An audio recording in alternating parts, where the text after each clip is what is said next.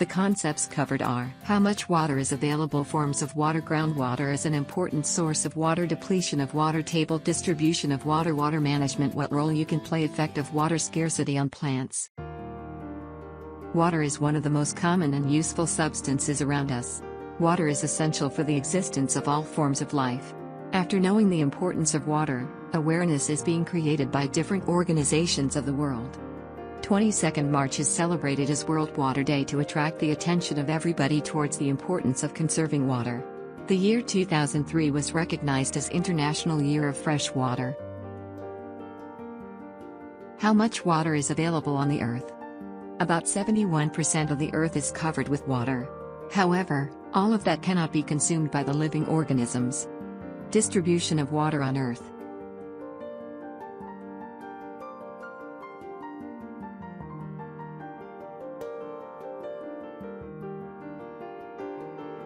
As shown in the above figure, about 97% of the Earth's water is saline, that is present in the oceans, and 3% of the Earth's water is fresh, that is present in ice caps, glaciers and underground.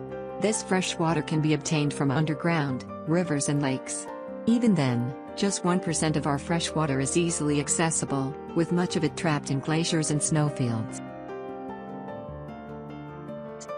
Different forms of water. Solid state, water exists in the solid form as ice and snow on the Earth. Liquid state, water exists in the liquid state in rivers, lakes, oceans and under the ground. Gaseous state, water exists as water vapor in the atmosphere.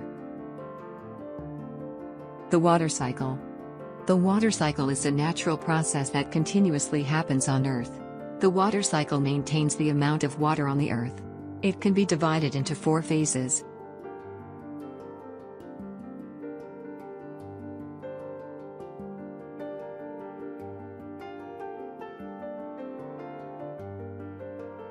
Evaporation. It is a process when the water from the Earth's surface gets converted into water vapor due to the heat of the sun.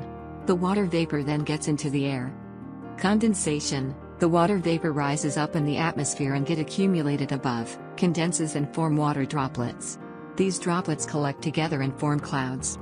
Precipitation. When the volume of droplets increases in the atmosphere, it falls on the Earth as rainfall, also called as precipitation. Sometimes it also occurs as snowfall in some areas.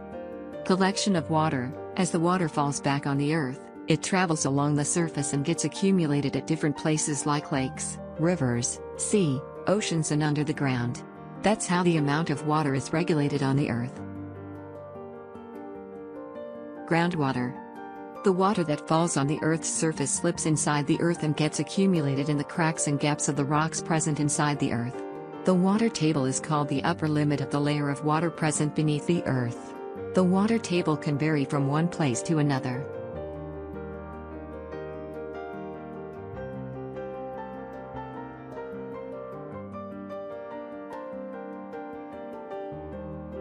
The water that is present beneath the water table of a place is called groundwater. This water gets accumulated inside the Earth because of different sources. Rainwater that falls on the Earth slips inside the ground. Water in the rivers, lakes and ponds often slips into the Earth and get accumulated as groundwater.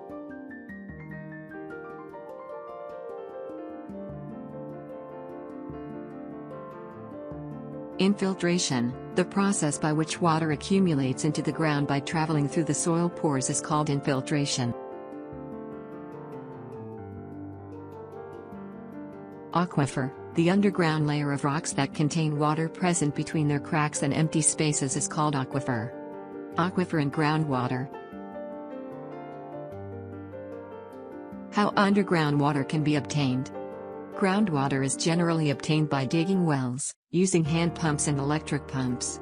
Groundwater is fresh water and therefore can be used for various purposes such as consumption or drinking water, domestic chores, irrigation of crops, water services in public buildings and offices, firefighting, industrial purposes.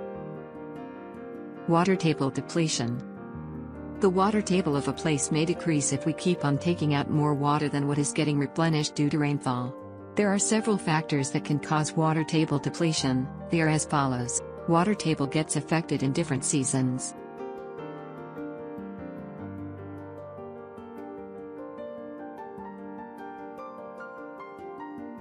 Increasing population. As the population of a region increases, the demand of fresh water also rises sharply.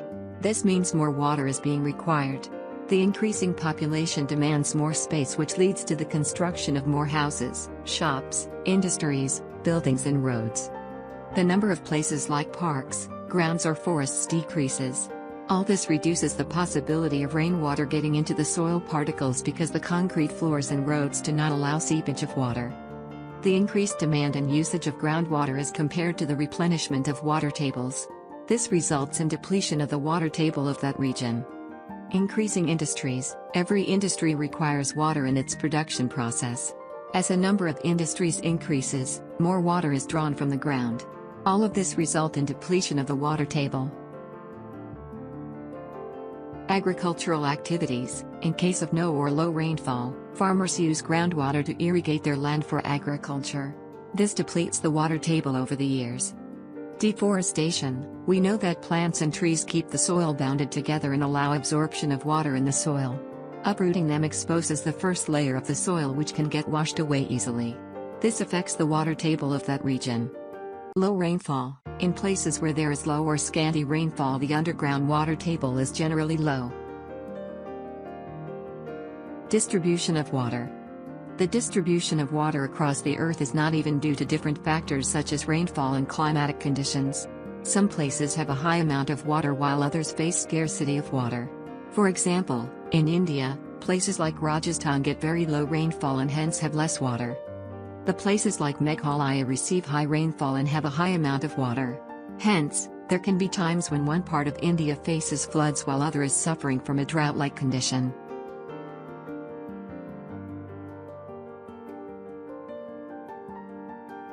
Water management. Water management is the activity of planning, developing, distribution and managing the optimum use of water resources.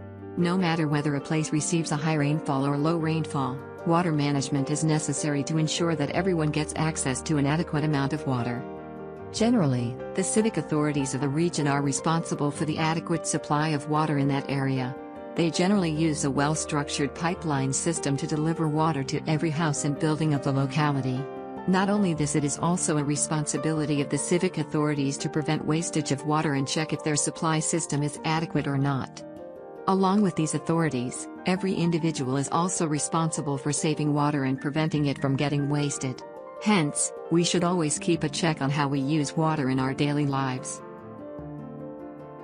Rainwater harvesting. Most of the rainwater just flows away. This can be skillfully used to recharge the groundwater. The modern buildings of schools, offices, homes can install a rainwater harvesting system, so as to store rainwater in their own premises for future use.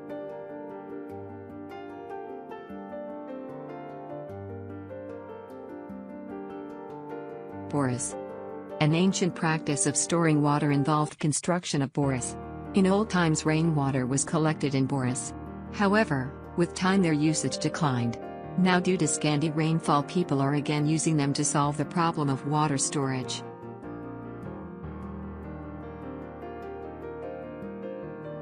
Drip irrigation. The drip irrigation system supplies the required amount of water only around the roots. Since water is supplied drop by drop, water loss through evaporation and runoff is prevented, thus saving water. In drip irrigation system, water is allowed to slowly drip into the plants so that their water directly gets into the roots of the plants. This minimizes evaporation, saves water and allows the nutrients to reach the plants easily. Narrow tubes are used to make water reach the roots of the plants in drip irrigation. Drip irrigation. How can we save water? Following are the different ways to minimize the wastage of water. Keep always the taps closed while brushing or washing the face to prevent water from flowing away unnecessarily. One should use it only when needed. Fix any water taps that are leaking immediately. Instead of taking a shower, use a bucket to take bath. Use water left from washing clothes for mopping the floor and washing cars instead of running water. Water your plants in the morning or evening times so that the water does not immediately get evaporated. Do not waste food, as it takes a lot of water to irrigate the fruits and vegetables. Do not throw away water unnecessarily. Use water in a judicious amount.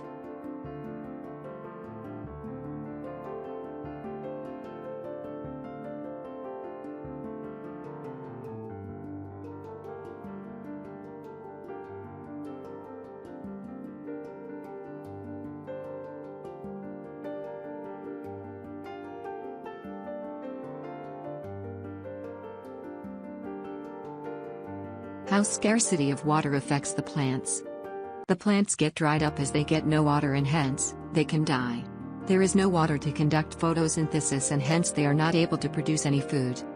The plants will not be able to grow upright because of scarce water. They will no longer be able to get enough nutrients from the soil because of lesser water. As a result, there will be no food, no oxygen and hence no life without the plants.